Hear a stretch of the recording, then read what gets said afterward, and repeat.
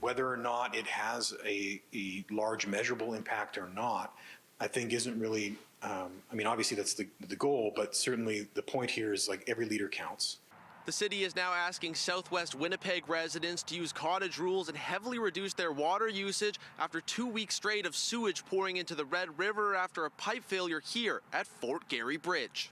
It's very important to all the folks involved here too, to try to get this resolved as soon as possible. That was Director of Water and Waste Tim Shank saying they understand the urgency of this situation as 228 million liters of raw sewage have already leaked into the Red River after a pipe broke while they were working on a bypass system made up of temporary new pipes. Shank says they did all the necessary checks needed on the pipe previously, but it deteriorated faster than expected. It's a very hard technical thing to do to try to put an exact date on when a pipe's going to fail, as I'm sure you can all appreciate. But this was, unfortunately, this failed before we were able to, plan for its replacement. Shank says they are doing everything they can to reduce the amount of waste due to the leak, with one bypass pump up and running, but says they still need the second one operational as it's currently under repair, but expects it will be operational by the end of the week.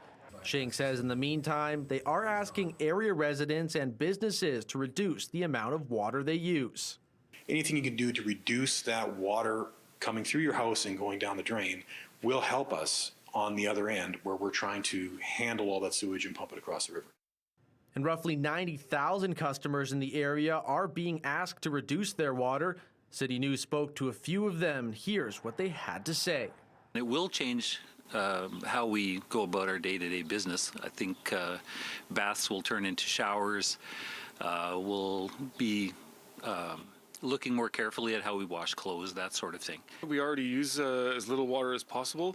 Like we've got the low flow things on all our on the shower and the sinks and whatnot. So I don't know. I don't imagine it'll be that much of an impact. I don't think. We're conservation conscious, so it's not been a problem.